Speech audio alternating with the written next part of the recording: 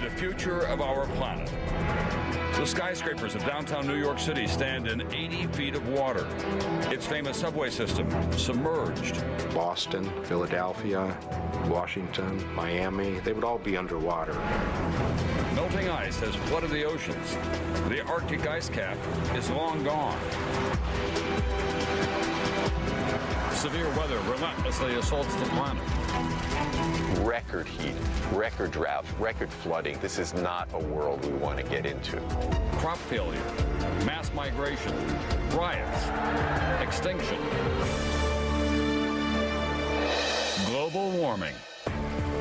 Two words that often invoke dire predictions of the planet's future. But is this really our destiny? This is the most serious of environmental problems. It's the one that we need to solve now.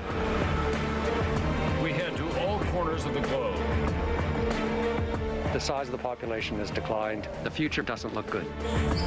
Speak with leading scientists. Coral bleaching events are clearly telling us that reefs are in trouble. And examine the evidence to find out what global warming really means, and if rising temperatures can truly make a difference between the world we know today and a world we may not recognize tomorrow.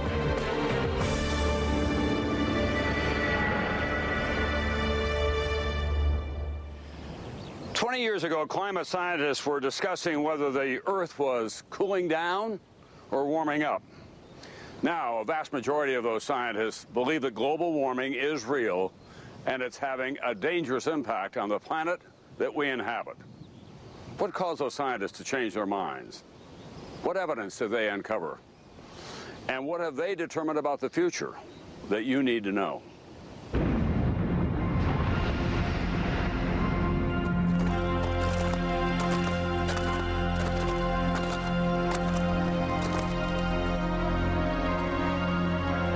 We start here in the ice fields of Patagonia.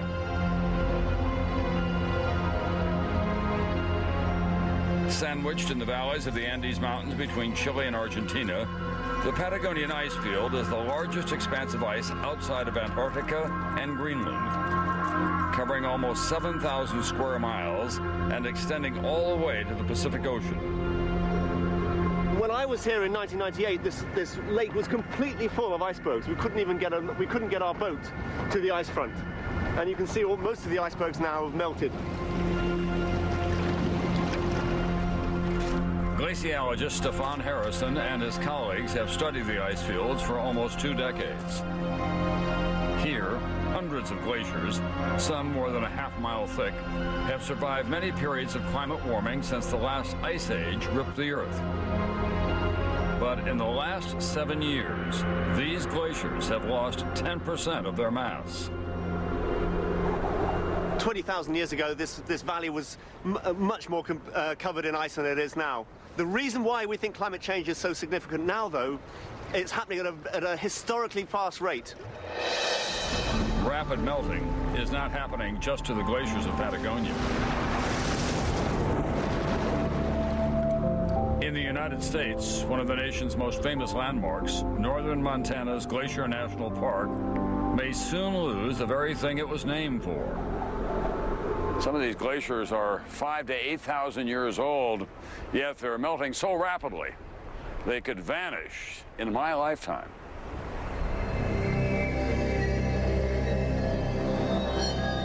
Once there were more than 150 glaciers here. Today, there are fewer than 40. As these before and after pictures dramatically show, glaciers that took thousands of years to form are disintegrating in only decades. And it's happening from the Andes to Alaska. I've heard a lot of people say, hey, global warming, bring it on. I live up here in northern Montana. I'll be able to swim in this lake in April. If all it meant was slightly milder winters in the north, you know, probably a lot of people would be for it. But that's not what's at stake. We're talking about remaking the world in very dangerous ways.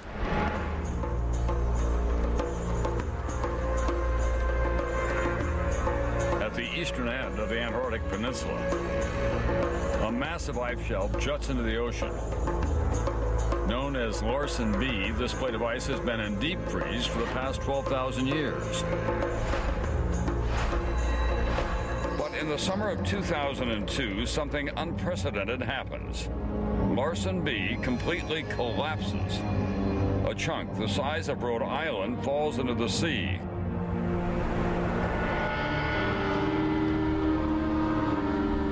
Scientists are stunned. Something unusual is happening to ice all over the world.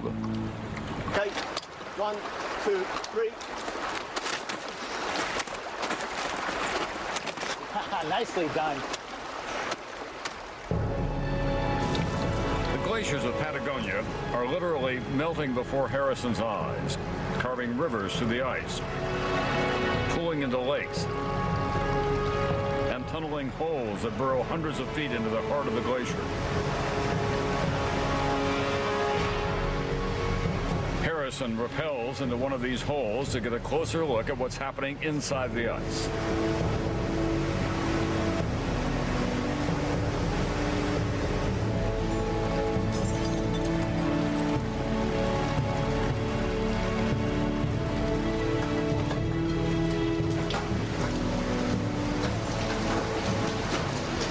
Wow. The color's amazing.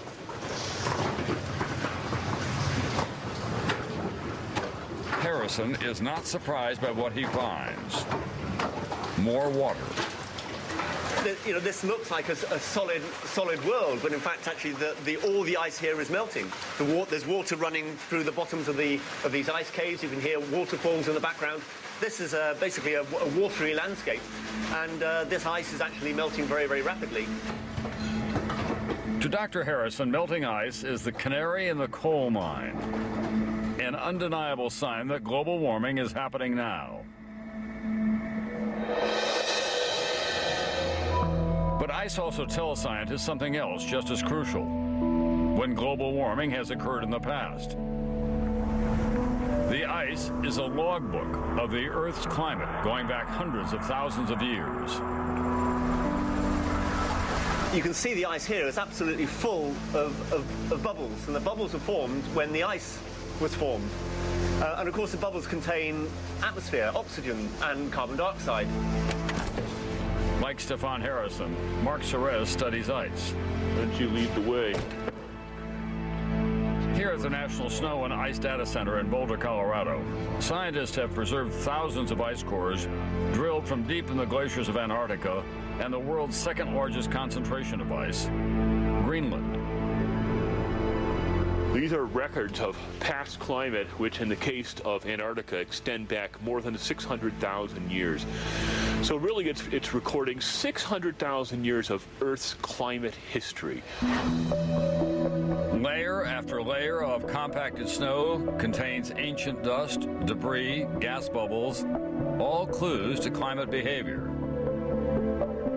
By analyzing this long timeline of climate history, Serres and others can better understand if today's climate behavior is normal or something very different. Changes that we've seen in the past decade are much too large, much too pronounced now to be simply explained away as just part of a natural cycle. There's something much more fundamental hitting on the climate system now. In the last 100 years, the Earth's temperature has climbed 1 degree. Could that single degree impact the climate in such dramatic ways? Climate is far from constant. It operates like a complicated machine with many moving parts. Even a slight change in just one of those parts, temperature, sunlight, ocean circulation, can have a domino effect on all the others. So if the temperature goes up or down, it can ripple through the whole system. To put it into perspective, the depths of the ice ages were separated from the period today by only a few degrees in the global average temperature. The ice ages, according to biologist Stephen Bacala, were climate changes brought on by natural cycles. Approximately every 100,000 years, the Earth's orbit becomes slightly more elliptical, taking us further from the sun. When that coincides with other cycles, such as periods when the planet tilts away from the sun, it can cool things down. those changes trigger a set of mechanisms that cause there to be more or less heat put to different parts of the planet. It doesn't take much to spawn an ice age, just a small drop in the amount of sunlight reaching the Earth. So had New York City existed 160,000 years ago, it would have been on the edge of an ice pack over a mile high. 30,000 years later, it would have been under 20 feet of water. What we need to know, says Dr. Bacala, is that climate change is not always slow or gradual. There's a class of almost instantaneous climate change that I call monsters behind the door. I call them monsters because were they to occur today, they would be catastrophic. Monsters that many scientists fear may be unleashed in the coming decades.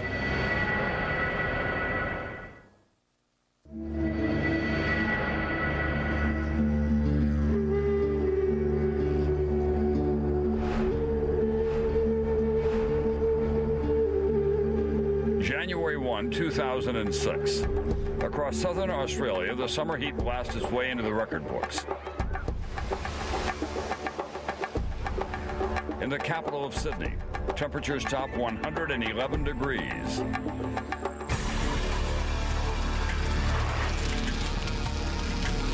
By the end of January, the most destructive brush fires in 20 years raged throughout the country, killing 9 people.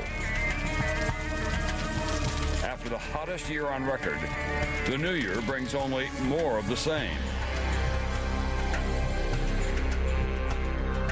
Yeah, I mean, look how hot this is. This is just amazing, isn't it? Yeah, it is. It's hot country. In New South Wales, Fire Chief Russell Rees inspects the damage left by a wildfire during what should be Australia's wet season. The severity of the devastation is surprising and alarming. After 30 years in the fire service, Rees is fighting an enemy he no longer recognizes. Bushfires are part of the Australian phenomenon. They've been around for millions of years. What's changing is how the fires behave, the frequency of the fires, and the way that they burn and the things that can change during those fires.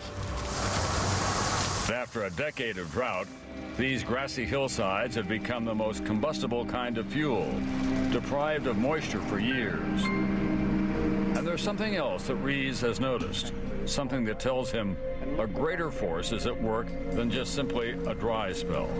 It's also changing the short-term weather patterns, giving us this volatility, this spikes in the weather that is causing us to go from calm days to very, very blow-up fire condition days, just out of the blue.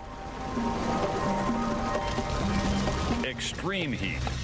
It's not just happening in Australia. To the weather now, and no surprise, it is awful. Chicago, 1995. Temperatures over 100 degrees kill 739 people in only 5 days. And in Europe, 2003, more than 30,000 perish when a record-breaking heat wave grips the continent. Of the 21 hottest years on record, 20 have occurred since 1980. There are some people saying, look, the long history of the planet, it's always had spikes, up and down. Climate has changed throughout Earth's history for natural reasons. The difference is that in the future, climate change will come on much faster than any change in the history of civilization. How can experts such as Dr. Michael Oppenheimer be so confident that this current warm-up is unusual? The reason can be found back in the Ice Core Laboratory in Boulder. In layer after layer, going back hundreds of thousands of years, scientists can measure tiny samples of atmospheric gases that have been trapped and preserved. And there's one gas in particular that follows the rise and fall of temperature almost perfectly. When temperatures go up, there is more of it.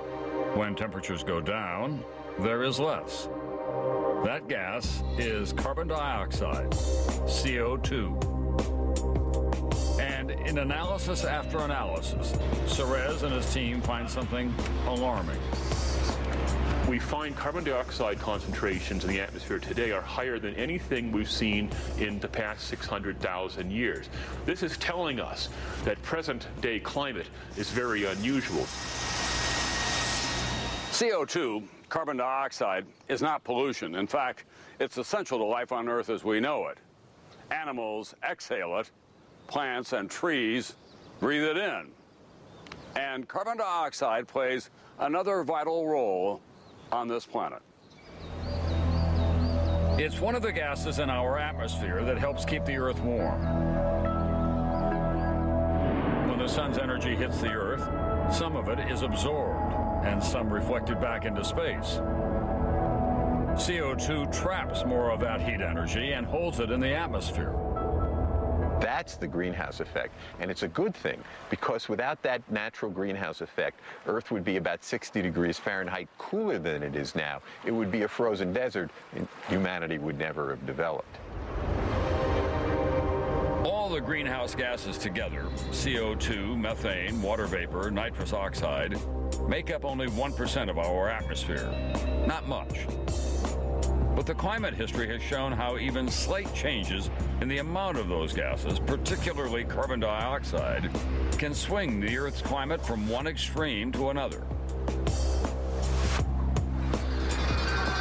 And as scientists have discovered, never since human beings first walked the Earth have carbon dioxide levels been this high. The question is, why?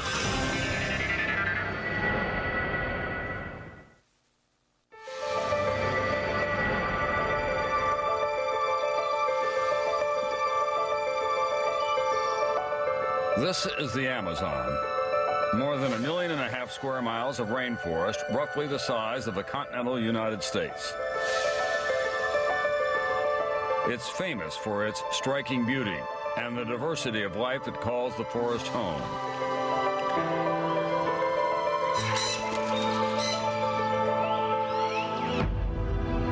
The Amazon also plays a less obvious, more critical role in the health of the entire planet. The billions of trees here and in forests around the world absorb carbon dioxide on a massive scale, helping to keep levels in check. Without them, a lot more carbon dioxide would remain in the atmosphere.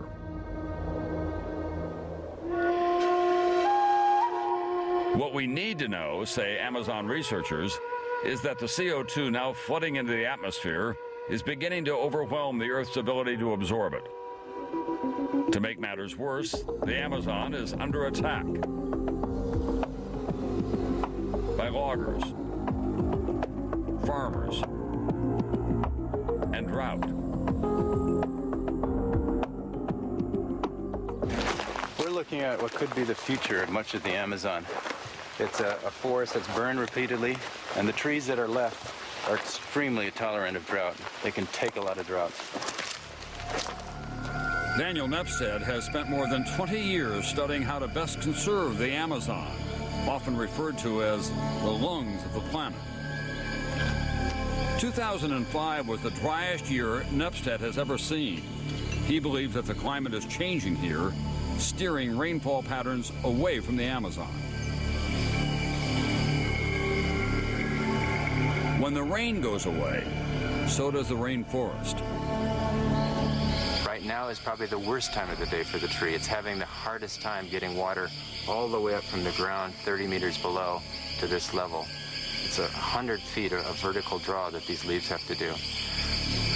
What Nepstead wanted to learn was how long the trees of the rainforest could survive these droughts. To find the answer, Nepstead didn't climb trees, he dug.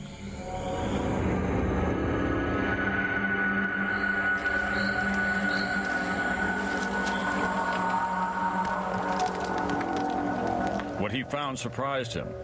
Instead of a shallow root system, these trees have the capability to extend roots more than 40 feet down in search of water, making them much more resilient to dry conditions than he ever expected.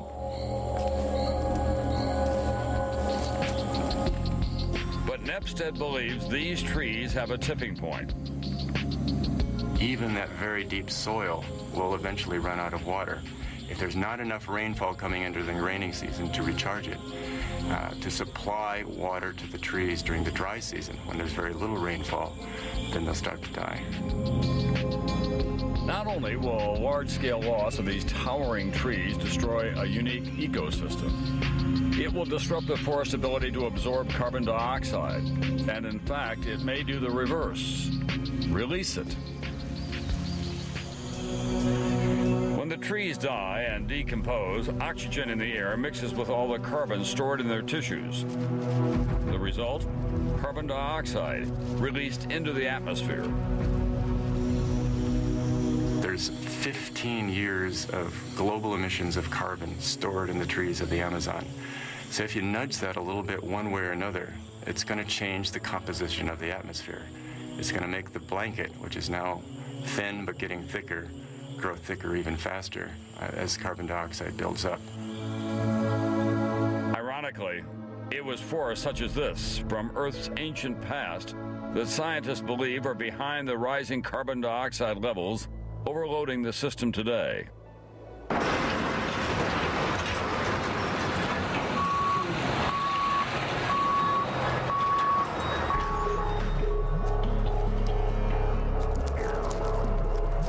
Geologist Bob Spicer explores an open coal mine in China, where the steep walls tell the story of an era in Earth's history, when ancient vegetation was trapped and buried, its carbon preserved and transformed into coal over the course of millions of years.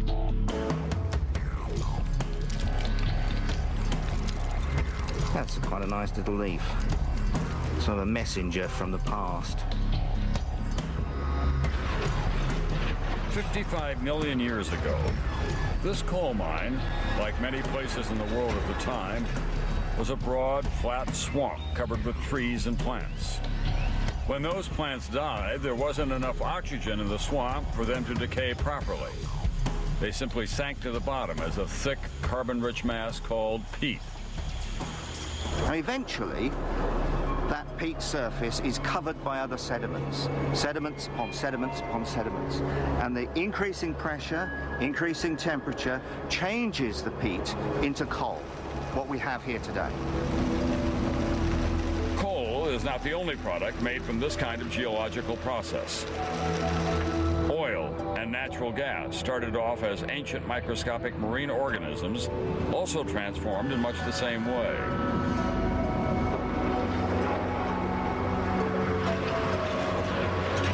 All that carbon buried for so many years ultimately would be discovered by humans. And they would quickly learn that oil, coal, and natural gas make excellent fuels. But in the process of burning all of those fossil fuels, we're taking that ancient carbon and converting it into carbon dioxide. As early as 1896, a Swedish scientist named Svante Arrhenius suspected that burning these fuels on such a massive scale might actually change the atmosphere. But it would take another 50 years for the first pieces of evidence to emerge to back up the theory. In 1957, climatologist Charles Keeling set out to measure the natural rise and fall of carbon dioxide levels as vegetation absorbs it during the spring growth and expels it during fall decomposition. He noticed that the natural ups and downs of the carbon cycle weren't following a straight line. They were actually climbing, which meant more and more CO2 was remaining in the atmosphere each year. His graph documenting the CO2 rise became known as the Keeling curve. The Keeling curve proved that human beings are increasing the levels of carbon dioxide in the atmosphere, and carbon dioxide is a primary global warming gas. Fossil fuels that took millions of years to form, we are now burning and releasing as carbon dioxide in just a few decades. And the effects are irreversible because the gases, once they're emitted, stay in the atmosphere for decades, centuries, even millennia. While we sit here, we're breathing some of the CO2 that was emitted by the first Model T, and some of it will still be here 1,000 years from now. That's the way we're building in an irreversible problem. The global scientific community no longer questions how we got to this point. It worries that we are pushing the climate to the point of no return.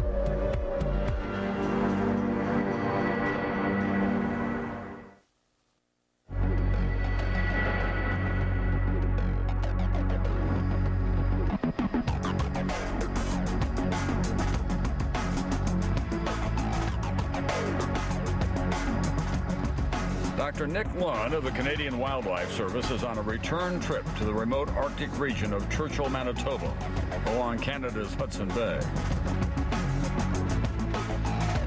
Lund has tracked the polar bear population and its movements here over the past 2 decades in the largest and most comprehensive study of the species ever conducted.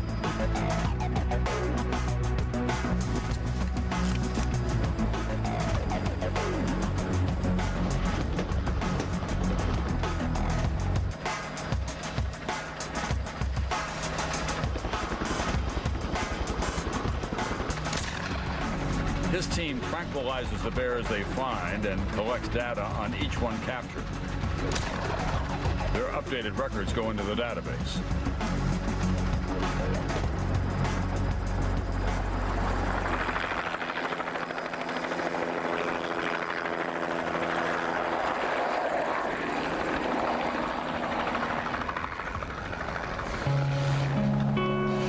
The size of the population has declined from about 1,200 back in the 80s to now it's under 950, so a decline of about 22%, and it's directly linked to early breakup of sea ice.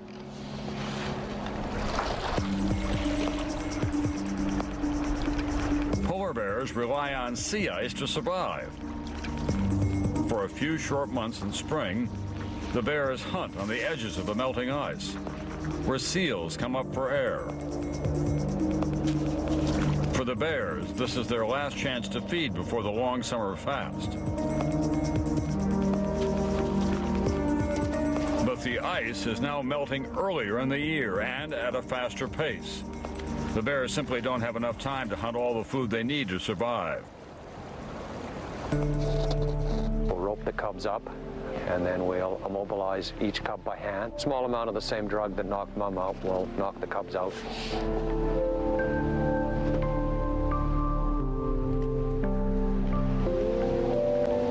12.5 pounds for cub 3.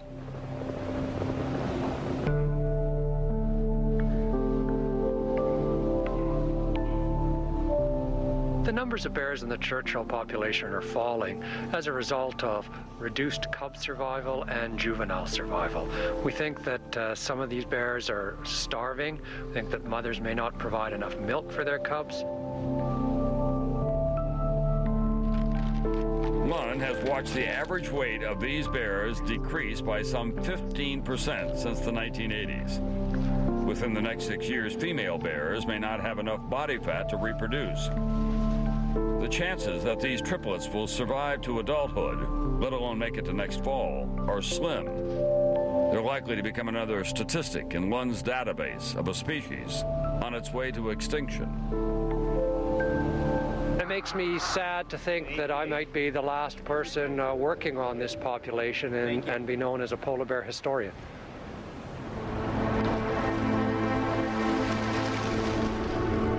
It wasn't until recently that scientists even worried about Arctic sea ice, which naturally shrinks and expands each year as the seasons change.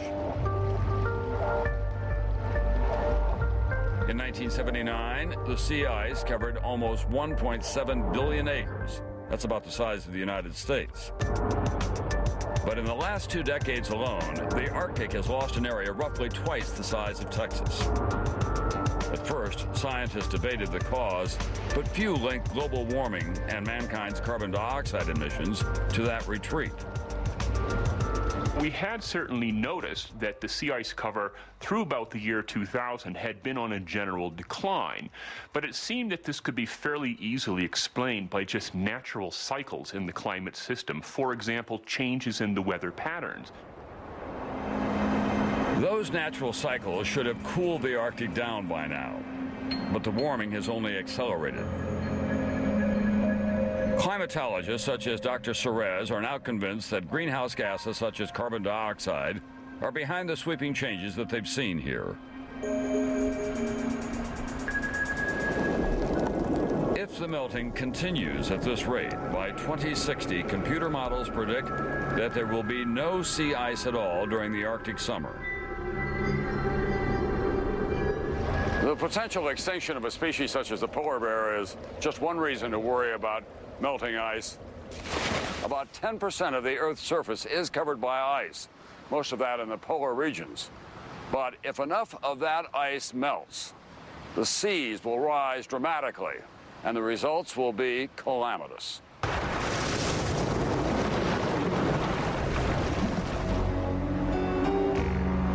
Scientists are keeping a watchful eye on the largest concentrations of ice on the planet, Greenland and Antarctica.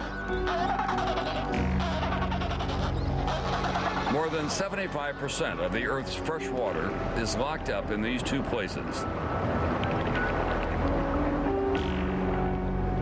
In the north, the Greenland ice sheet, almost 775,000 square miles in size, has been rapidly shrinking.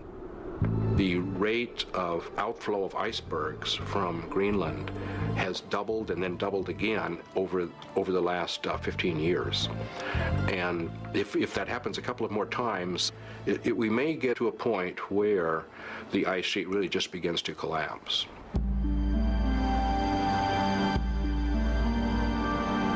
Scientists believe that if the current warming continues, the oceans will rise by as much as 3 feet by the end of the century.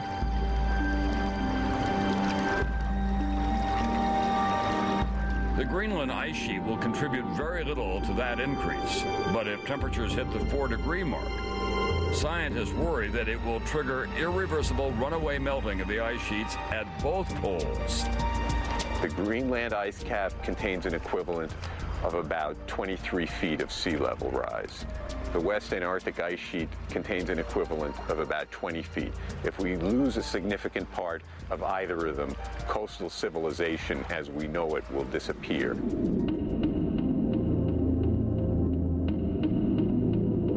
In the coming centuries, New York City could be abandoned, its famous landmarks lost to the sea. Boston, Philadelphia, Washington, Miami, they would all be underwater. In fact, the entire state of Florida. This could be the view of Miami, now 50 miles out to sea. Across the Atlantic, the water would reach all the way to central London. It would be the same story for coastal cities all over the world. And low-lying countries such as Bangladesh, with much of its landmass at sea level, would be almost wiped off the map. How long would that take, that kind of apocalypse of water, if you will? Well, the temperature change would be this century, and how long would it take the ice sheets to respond? That could be 50 years from now, could be 100 years from now, but it's not 1,000 years from now.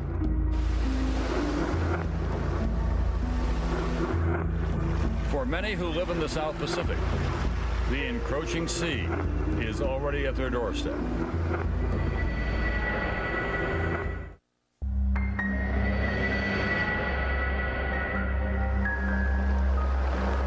In February 2006, on the tiny island country of Tuvalu in the South Pacific, residents braced for what may be the highest tide they've ever seen.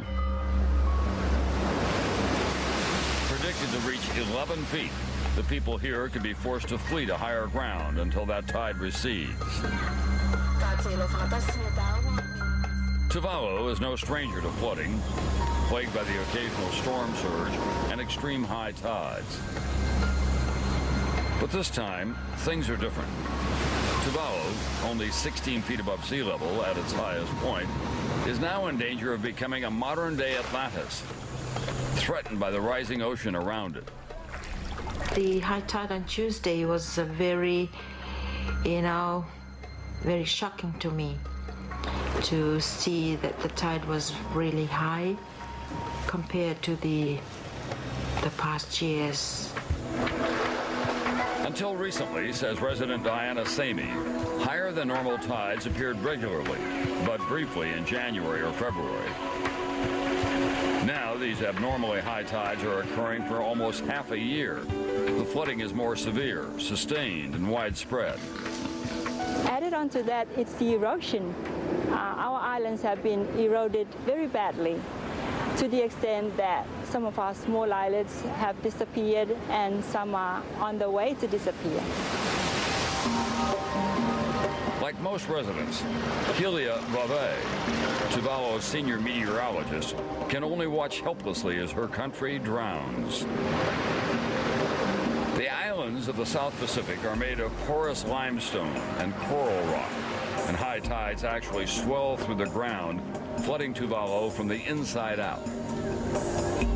To build barrier walls against the ocean would be pointless.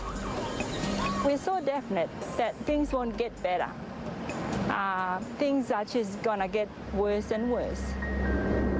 If the oceans continue to rise, many of these small island countries will simply vanish into the sea.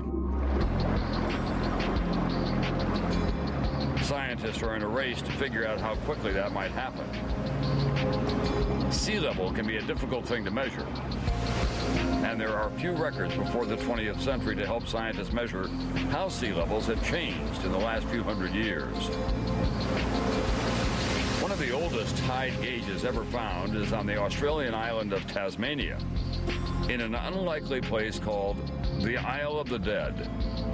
We have very few long-term records of sea level, so this does fill a much-needed gap in our understanding of sea level rise in this part of the world.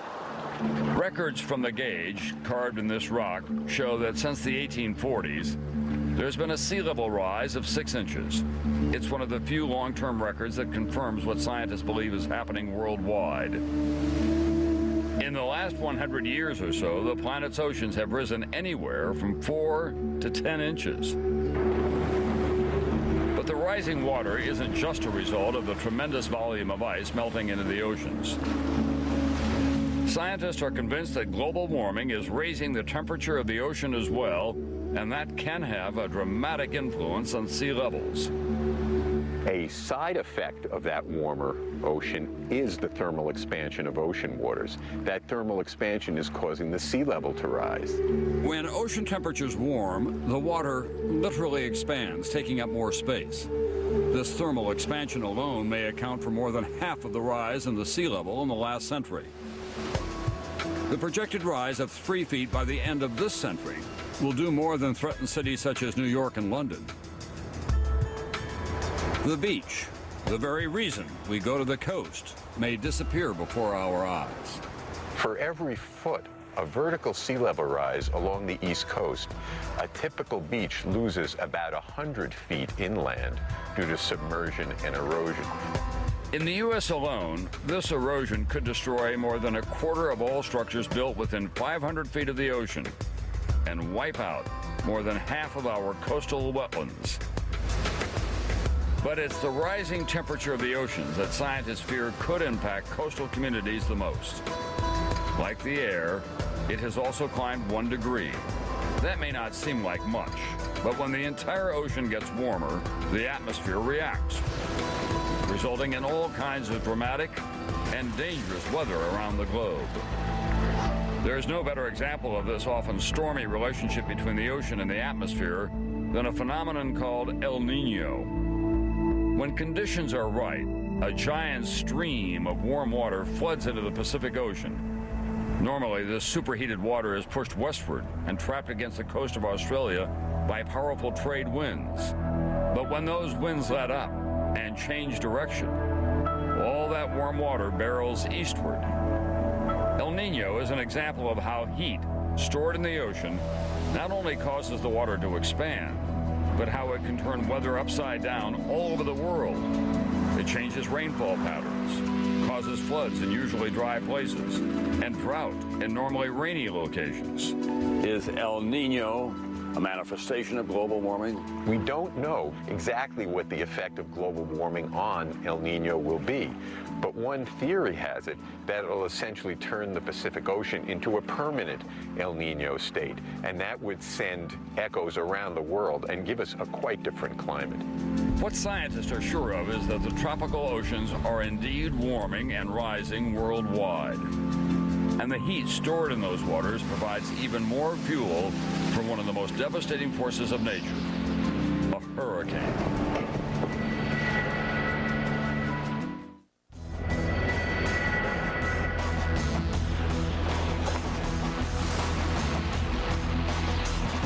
The 2005 hurricane season, a year that didn't simply break records, it smashed them.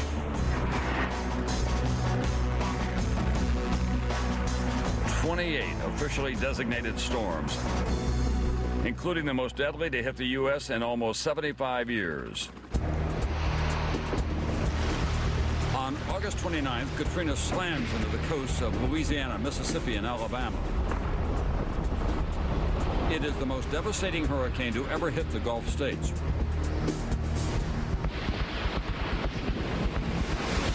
Reaching speeds of 175 miles an hour and ravaging 100 miles of coastline. Then, on top of the wind and driving rain, more water. Katrina's storm surge is so powerful, it breaks through the levees in New Orleans, the only city in the United States built below sea level.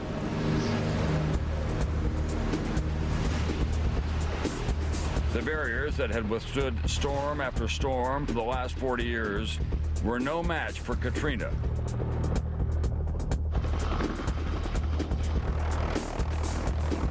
% of the city floods. More than 1,000 are killed.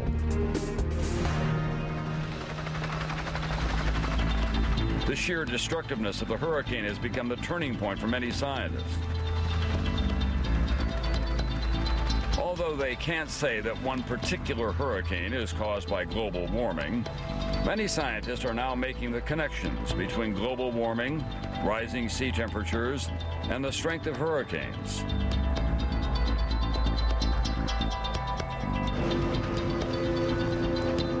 Greg Holland of the National Center for Atmospheric Research is not surprised by Katrina's ferocity. 2005 also set the record for the warmest temperatures in the Gulf of Mexico, where Katrina spun into a monster. But it's here in the Gulf of Mexico that they really get going and develop their full destructive power. As energy from the warm ocean is drawn up into the atmosphere, it condenses into clouds. Winds grow stronger and start to spiral. More air and moisture are drawn upward in the vortex. A self-feeding cycle of frightening power is born. The really destructive winds in a hurricane extend out for 100 miles or more, and it is so powerful that it could run the entire electric grid of the United States for several weeks. But like the El Nino phenomenon, it's tough for scientists to separate natural hurricane cycles from the effects of global warming. Right now, it's a hot debate among scientists because we're in a 30-year natural cycle of hurricane hyperactivity. Holland believes it's not the frequency of hurricanes that warmer temperatures are affecting, it's the intensity. We went back and we got all of the tropical cyclone data for the entire globe going back to 1970. And lo and behold, there was this major increase in Category 4 and 5 hurricanes. Should the water temperature continue to rise in the next century as predicted, Holland believes that we'll see not only more of the intense storms that defined 2005, they will be worse. And where a hurricane was a Category 5, maybe we have to invent a Category 6, who knows, to account for the increased intensity. And it's not just the hurricanes. Scientists say that we can expect severe weather to become the norm rather than the exception. As rainfall patterns are disrupted, heavy rain will batter some regions. Intense floods will become more frequent, while in other areas, severe rain will give way to severe drought.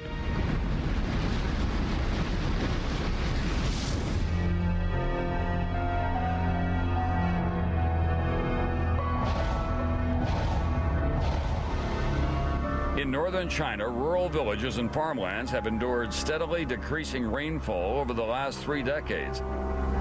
And in the last few years, there has been almost no rain at all.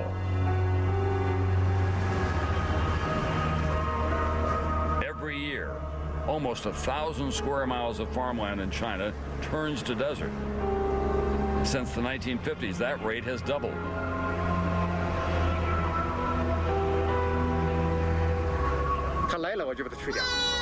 There have been a lot of people who've left the village already. People want to improve their lot and move upwards. They've moved to a better place with water and much better conditions.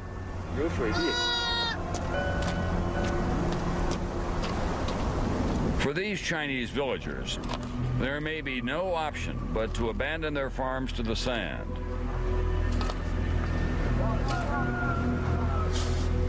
This is a phenomenon happening not just in China, but in regions such as southern Africa and India.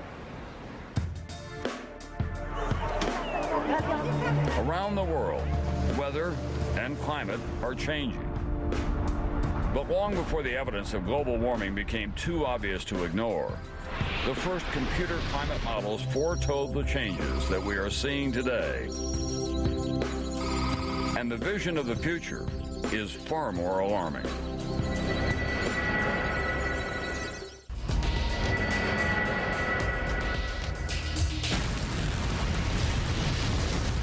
Despite the significant changes that we've seen in our climate over the last few decades, it wasn't until recently that the majority of scientists believed that global warming might be the cause.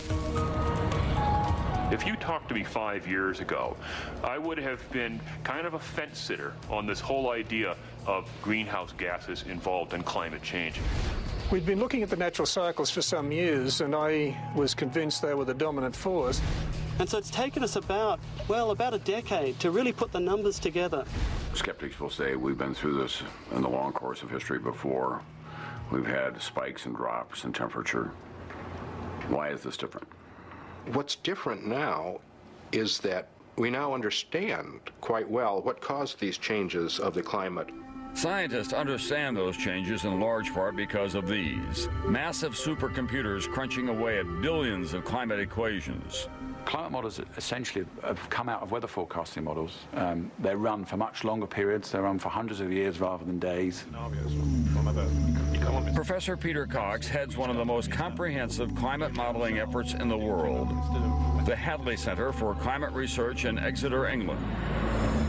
These models break down the Earth and its atmosphere into grids, taking into account all the variables that influence climate.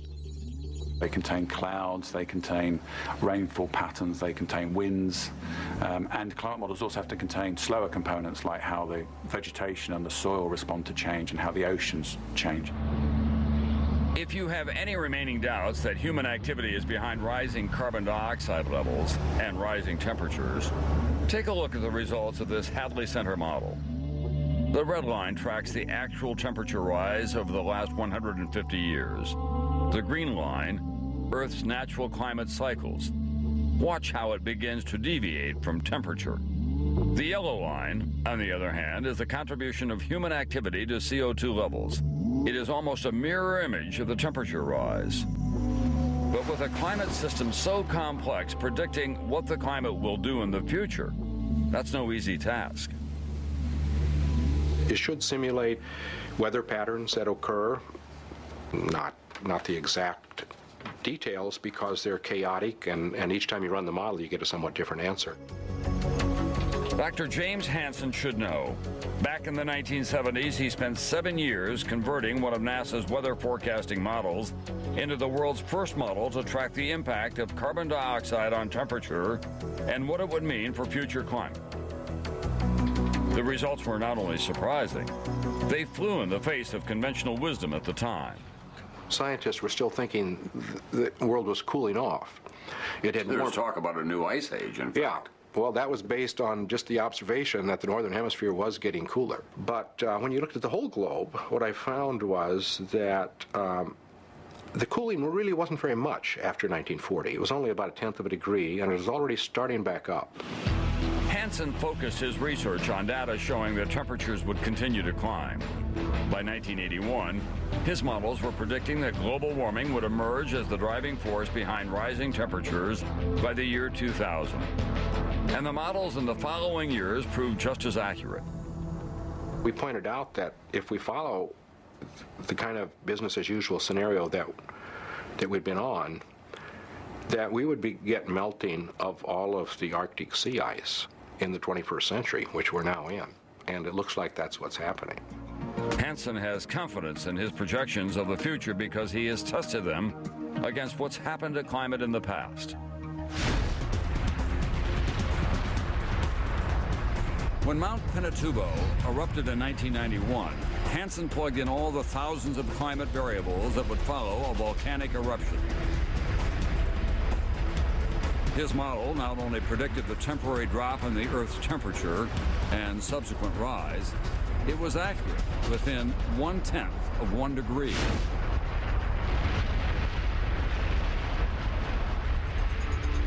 But given how much scientists don't know about the climate, can the models possibly be accurate about the future? I'm concerned enough about the parts of the problem I know a lot about. What really worries me are the surprises, the things we haven't yet figured out. There are lots of positive feedbacks in the climate system, and as Earth warms, they may kick in to an unexpected degree. Feedback loops are some of the wild cards of climate modeling. Independent, self-feeding cycles that can amplify the effects of global warming. One example, melting glaciers. As the ice melts, more ground is exposed. That ground absorbs more of the sun that used to be reflected by the ice. As the ground warms up, the ice melts even faster. A new cycle is born. These feedback loops are happening to the ice at the poles as well. We start to expose dark surfaces, dark ocean. And that dark ocean absorbs so much more of the sun's energy than the white ice did that the Arctic further heats up. It's also happening in the air. As the temperature rises, so does the concentration of water vapor. The water vapor absorbs more heat, and temperatures rise even further. That's why the warming over this century is projected to be as large as 4, 5, 6 degrees. Carbon dioxide alone wouldn't do that. It's these feedbacks in the system that amplify the initial warming, and that's why we're concerned. If the effect was only, well, a buildup of carbon dioxide, a modest warming of a degree or two, that wouldn't be a threat of disaster. What is a potential threat of disaster is the result of all these feedbacks. Today's computer models factor in these feedback loops, making them even more accurate than before. We have a much better understanding than we did 10 or 20 years ago. And that case can be made, it's ironclad, really. All over the world, computer models are now saying the same thing. Global warming is real. The planet will continue to warm. 99.9% of scientists say that we basically understand what's going on. The science is overwhelming. The science is overwhelming. On the ground, scientists are now seeing with their own eyes the very changes forecasted by computers.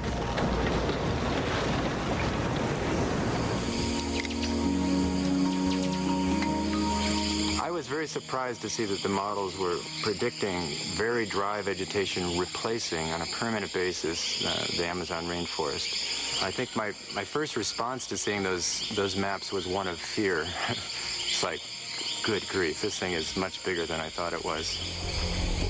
And Dr. Jim Hansen has yet another prediction, one that could spell disaster for millions of species across the globe. If you look at the history of the Earth, there have been 5 or 6 mass extinction events. And what were those associated with? Large climate changes.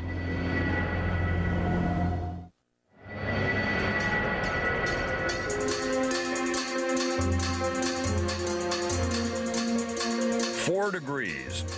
It may not seem like a significant rise in temperature, but remember, you need only to look at the Earth's past to see what a difference a few degrees can make.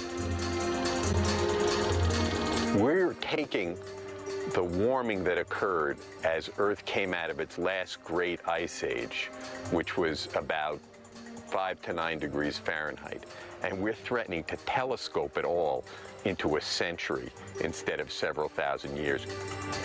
Many scientists believe that temperatures are rising so fast, the Earth's climate may reach a threshold, the tipping point, when there will be nothing we can do to undo global warming. If they're right, by the year 2100, within the lifetime of our children or grandchildren, our world will be a drastically different place.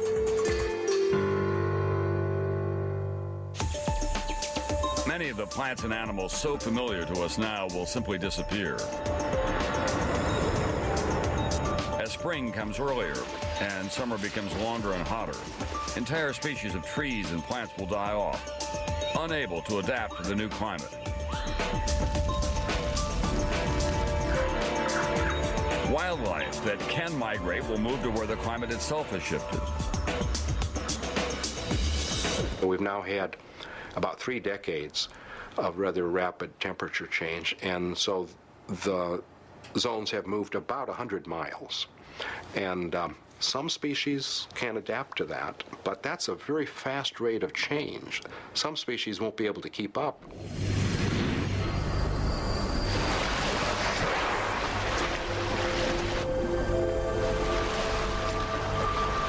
In some of the planet's most unique habitats, like the Arctic, there will be few places for the wildlife to go. The rate at which we're losing sea ice now, polar bears really don't stand much of a chance to be able to evolve back into something else.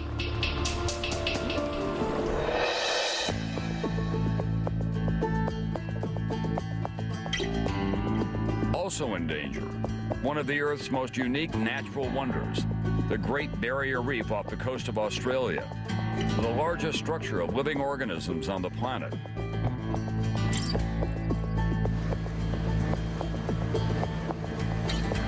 But the ocean is far too warm for the corals. Unlike birds or other migratory species, coral cannot escape when they're threatened by their environment. Marine biologist Ove Hugh Goldberg checks on the reefs near the Great Keppel Island. He only needs one glance to know that these corals are in trouble. Wow, this is amazing. Everywhere I look, all I can see is bleached corals. Corals that are normally brown are now glowing a brilliant white. The reef appears bleached because the algae that normally live with the corals and gives the reef its brilliant color has been driven away by higher temperatures. The machine I have in my hands here is essentially a plant stress meter. This particular machine can tell the efficiency with which the algae in these bleached corals are processing light. I can put this down here where I've got some zooxanthellae still left, and I press a button, and it tells me that most of the algae that are left in these corals are severely damaged, and they've been damaged by a combination of heat and light.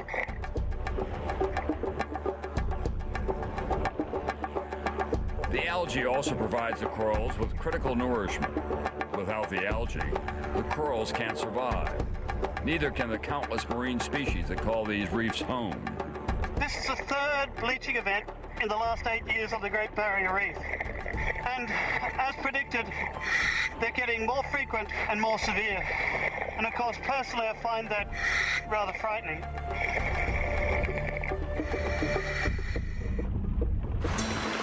More frightening still, says climatologist James Hansen, are the results of one of his most recent computer models. He set out to project the impact of the climate change on all of the Earth's plants and animals.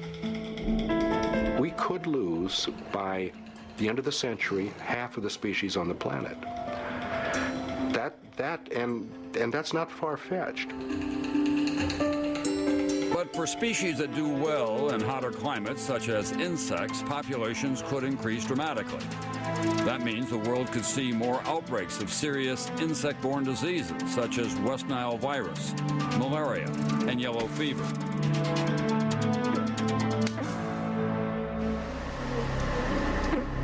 Insects, plants, and animals are not the only species that will be on the move. Humans will also struggle to survive in a changing environment.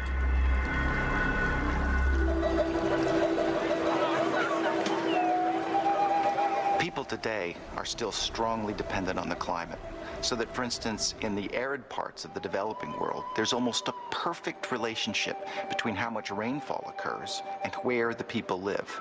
And this means that even a small change in the distribution of rainfall, the kind that is inevitable as the climate changes, will cause severe hardship. Millions may starve to death or be forced to flee to places where there is more food and water, putting a tremendous strain on other countries. War could break out over remaining farmland. Even in the United States, the long, hot summers and extended periods of drought could push America's vast farmlands further northward.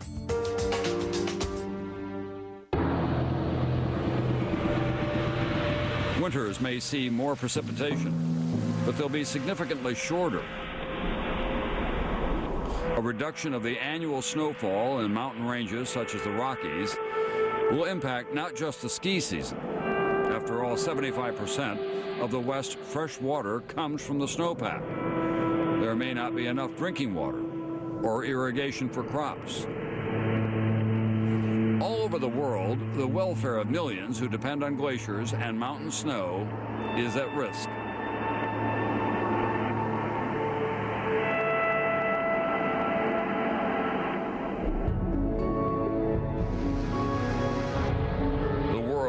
Is at a crossroads. If we decide to burn all the oil, gas, and coal on the planet, we're going to take the atmospheric carbon dioxide concentration we started with and make it 7 times that.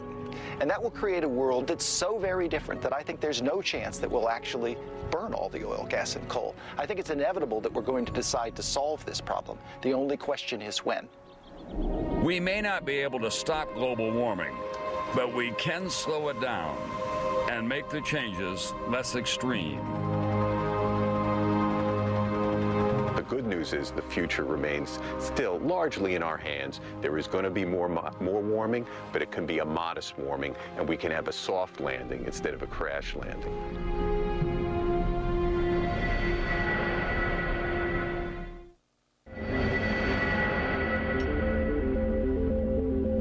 The 6.5 billion people on our planet have collectively become a force of nature on a collision course with our climate.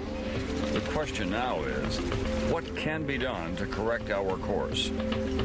More than 1 billion people live in China alone. While the CO2 emissions of the average Chinese person are still well below the global average, the country is in the midst of an unprecedented industrial revolution. The Chinese plan to add 1 coal-fired power plant every single week for the next 7 years. One of the biggest investments in infrastructure in the history of the human race. China's CO2 emissions are rising rapidly. It is already the world's 2nd largest source of greenhouse gas emissions. Number 1, the United States. Right now, the U.S. makes up only 5% of the world's population. Yet it is responsible for 25% of the carbon dioxide released into the atmosphere. With the world's 2 most populated countries, China and India, already emerging as energy-consuming industrial giants, scientists such as James Hansen agree that the need for bold, corrective action on a global scale has never been so urgent. We should have started a decade ago and getting really serious about it, but we'd better start now. The orders of magnitude of this are huge, but I think there will be legal responsibilities, not only because the United States is the biggest producer of greenhouse gases, but because we have discouraged the completion of international accords that would have mitigated the problem. Hansen is referring in part to one of the most sweeping efforts to date to cut greenhouse gases, a plan known as the Kyoto Protocol. Under this treaty, industrialized countries commit to reduce their emissions by certain amounts and dates. More than 160 nations now have ratified Kyoto. Despite the U.S. role in drafting the 1997 treaty, Congress has rejected Kyoto for the last decade because developing nations are excluded from the agreement. In 2001, the current administration withdrew the U.S. from Kyoto completely, saying that the targets aren't practical, they will hurt the economy, and that much more research is needed to establish a direct link between human activity and greenhouse gases. That decision has been widely criticized by the international community. Some people say that we should learn everything about the way the climate works before we act to solve global warming. But that's in a way like sitting in the control room of a nuclear reactor and pushing the buttons and hoping that nothing dangerous happens. Since the Kyoto Protocol was introduced, emissions from the United States have increased more than 6%. Why do you think there's such a persistent minority of people who just refuse to believe that global warming is a fact? This is a very big deal. And to some people, I think the very notion that human beings have the capacity to completely change the world is frightening, number one. In addition, there are some people who have a financial interest in not believing. Still, many countries are taking aggressive steps to cut emissions and moving forward with big ideas to solve the global warming problem.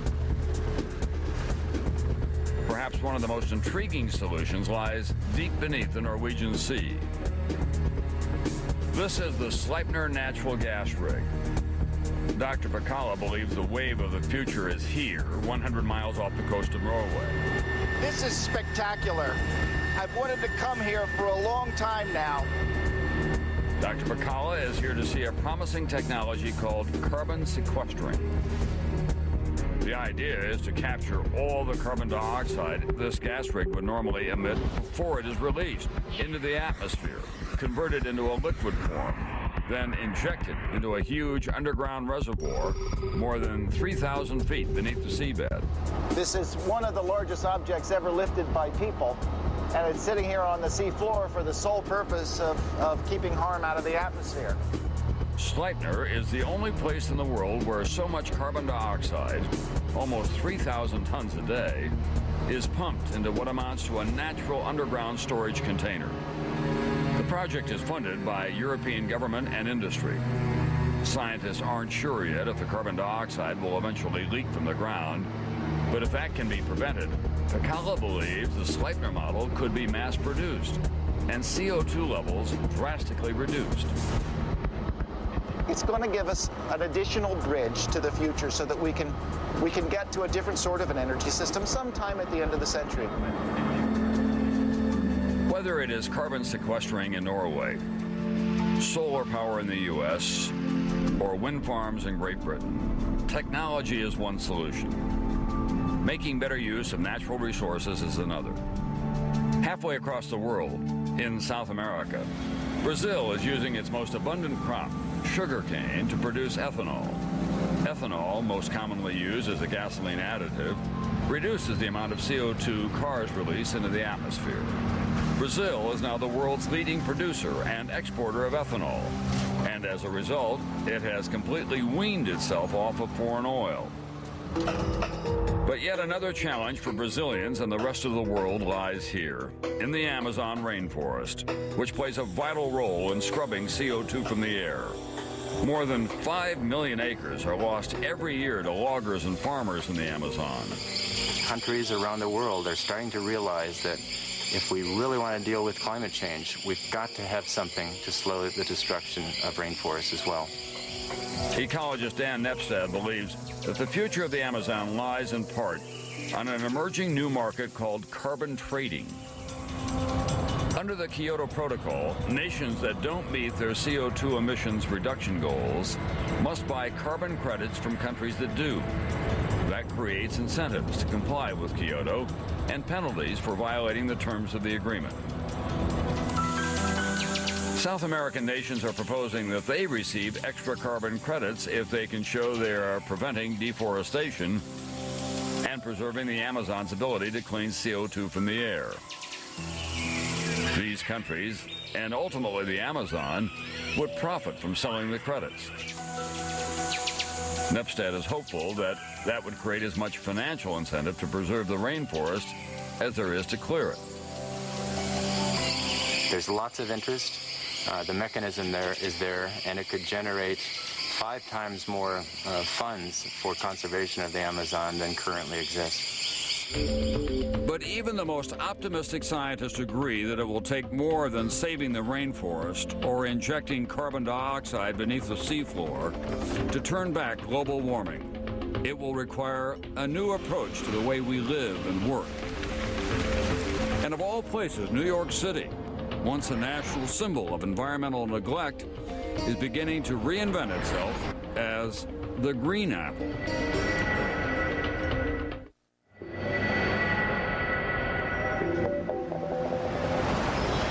New York City, which is often called the capital of the world. More than 1 million people jammed onto this island, which is just 12 miles long and a few miles wide. And as they operate 24/7, they can do a lot of damage to the environment. But change is in the air. Today, New York is actually one of the most energy-efficient cities in the U.S. and provides a glimpse of how other cities can work toward a more climate-friendly future. More than 1/4 of carbon dioxide emissions in the U.S. comes from transportation, including cars and trucks. New Yorkers rely on mass transit more than any other city in America. Fewer cars on the road translates to significant cuts in greenhouse gas emissions. Concerns about the trends in global warming are changing the way that we look at all transportation. Take New York City's iconic yellow cabs. Some of them are now green. They're hybrid vehicles. The city is beginning to add hybrid taxis, which mix gas and electric power into the fleet. The hybrids get almost double the gas mileage of a conventional cab and send far less CO2 into the air. They're saving a lot of gas. Second is good for air pollution. And the city has gone a step further, moving toward a more fuel-efficient public transportation system as well. New York has the largest hybrid electric bus fleet in North America. Even Wall Street executives, accustomed to plush black limousines that serve as mobile offices, are beginning to take part. Ozo Car is the latest in chauffeured services, a private car company offering a guilt-free, door-to-door hybrid ride, complete with laptops and wireless internet access. You know, they're interested in saving the environment. You know, they like that there's good gas mileage. They're interested in purchasing a car themselves. But it's more than green machines moving New Yorkers toward climate-friendly living.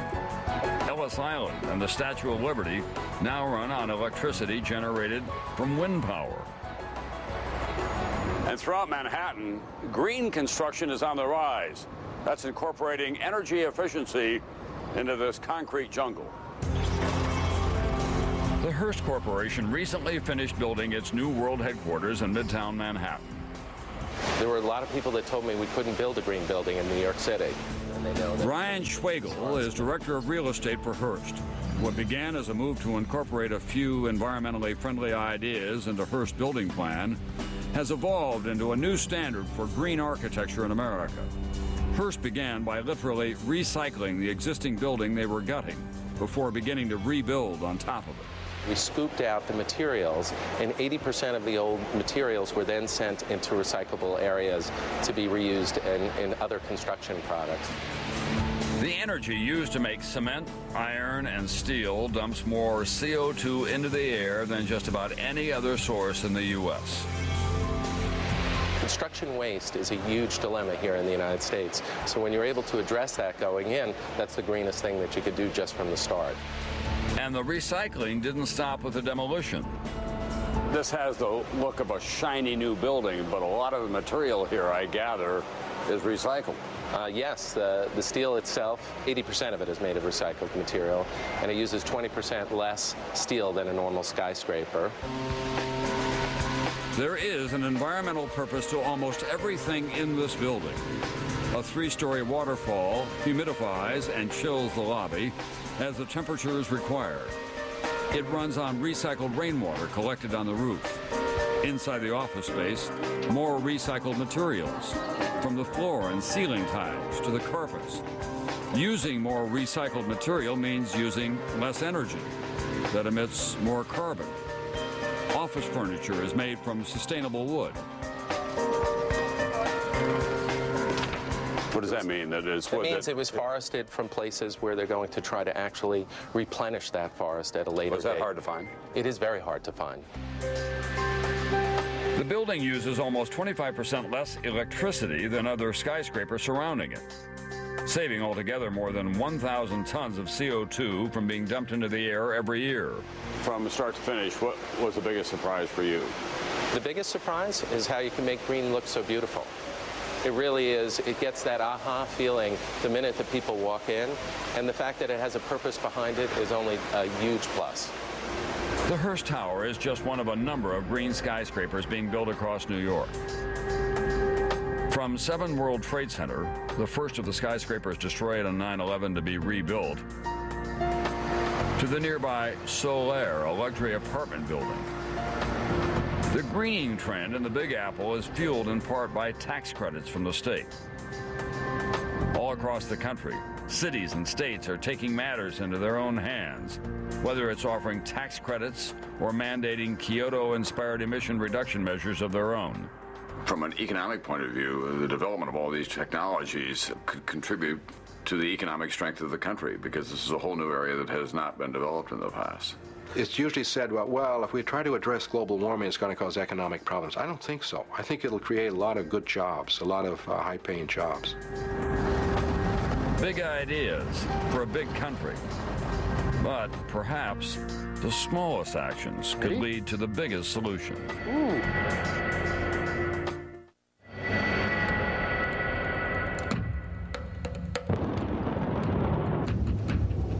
In the 3 million years since humans first walked on Earth, we have been at the mercy of the climate. Now, the future of the Earth's climate is in our hands. If enough people around the world make even a small effort to reduce their energy consumption, we can become a collective force of change. To get to that solution, are we going to have a more Spartan lifestyle, especially in a place like America, in which we're all very accustomed to our luxuries and efficiencies and ease of life? I don't think so. I think we can at least start and make a lot of progress on this problem without turning our lifestyle upside down. So, where do we begin? One of the things that we can do is to take a look at our own carbon footprint, as it's called, to understand just how much CO2 is generated by the average American family. Girls! We've recreated a day in the life of one of those families. What's for breakfast? Yeah. We'll call them the Smiths. They live in an average American house outside an average American city. The rising blocks represent the Smiths' carbon dioxide emissions, a direct result of their energy consumption. They use an average amount of electric power, which comes to them from an energy grid, powered primarily by fossil fuels, coal, oil, and natural gas. Bye.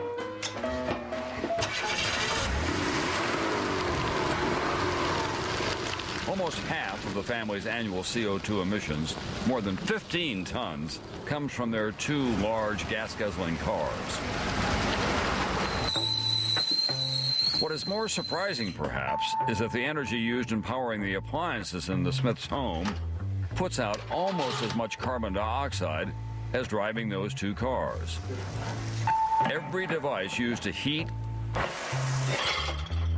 clean, entertain, or generally make life comfortable produces CO2. Even the food they eat can make a difference. Transporting food, sometimes across continents, racks up another 5 tons of CO2, 10% of the family's total greenhouse gas emissions. Then there are periodic business trips. Mr. Smith's travel alone adds another ton of carbon dioxide. Well, I hope you guys study for your spelling tests. Add it all up, and the Smiths produce 50 tons of carbon dioxide every year. There are more than 100 million households across the country, a hefty contribution to the 7 billion tons of CO2 the United States now emits annually. I think a lot of people understand now that CO2 and fossil fuels are the big villains in all of this, but they wonder what can be done. What are the alternatives? We're going to have to power our automobiles for the foreseeable future, at least. The good news is that the future, by and large, is in our hands. We are going to have more warming, but it doesn't have to be disastrous. We can slow down the warming and eventually bring it to a halt by measures, many of which are available today. This is a composite view of the world at night. Imagine how much energy could be saved if we simply turned off lights that aren't being used. Okay. Small steps can make a big difference. If every American family switched just one traditional light bulb to a long-lasting, energy-efficient fluorescent bulb, it would be the equivalent of taking 1 million cars off the road. Ready? Yep. Ooh. Turning the thermostat down 3 degrees in winter and up 3 in summer not only saves the Smiths money, it keeps more than half a ton of carbon dioxide out of the atmosphere. Emily! A surprising amount of emissions could be cut if the Smiths were to unplug their television sets, computers, and stereos when they're not in use. Come on!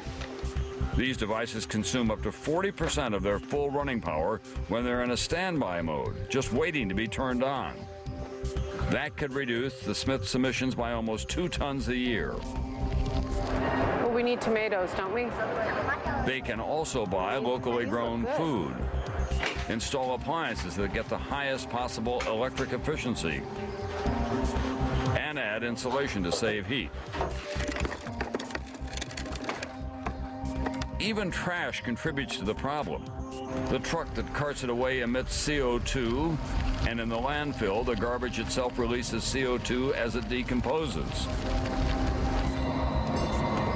But the single most important thing the Smiths can do, use public transportation or change the cars they drive.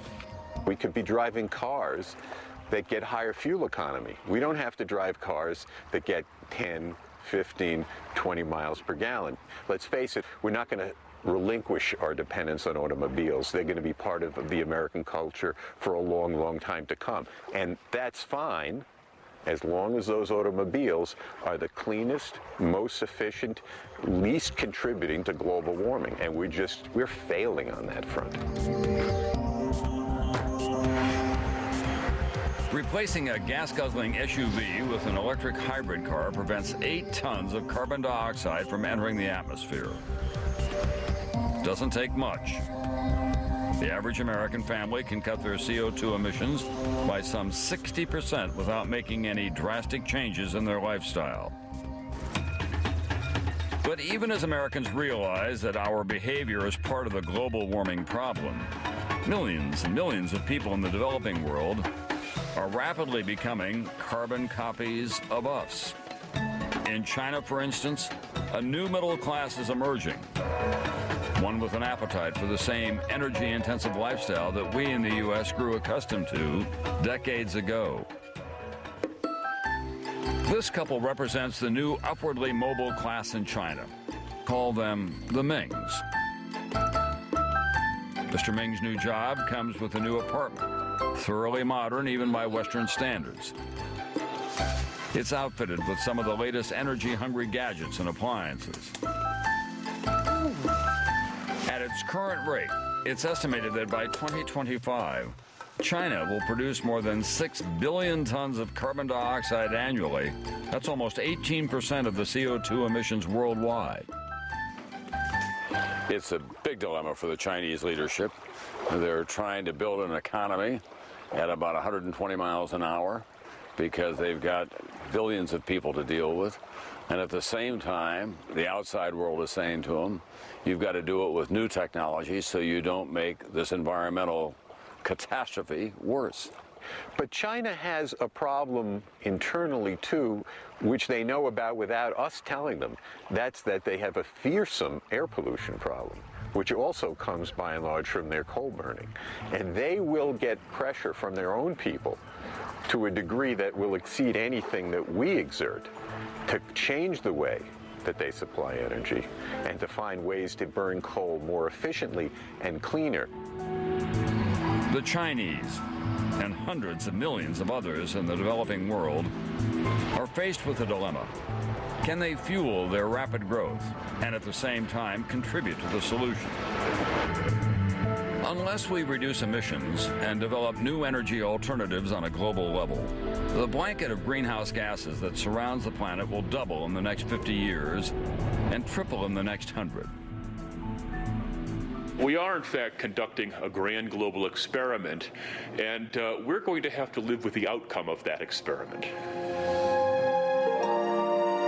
To have any chance of stemming the catastrophic effects of global warming, most scientists agree that the world must reduce carbon dioxide levels 50% by the year 2050. That seems like a daunting task. But the scientists who see the changes coming, who warn of the dire consequences of ignoring them, are among the most determined and optimistic about the future. I think that our role is really to err on the side of caution as we look to the stewardship of our planet. We've really got to face it head on. Most people want this problem solved. They don't want to pass a world on to their children and grandchildren that's headed straight downhill. I'm encouraged. I think we're getting there. I believe that we have all the technology we need for this generation to solve the problem. What we need to develop is the collective will to implement it. A will to take on an unprecedented challenge together, to create and embrace new technology, to return to our children and grandchildren the world we inherited.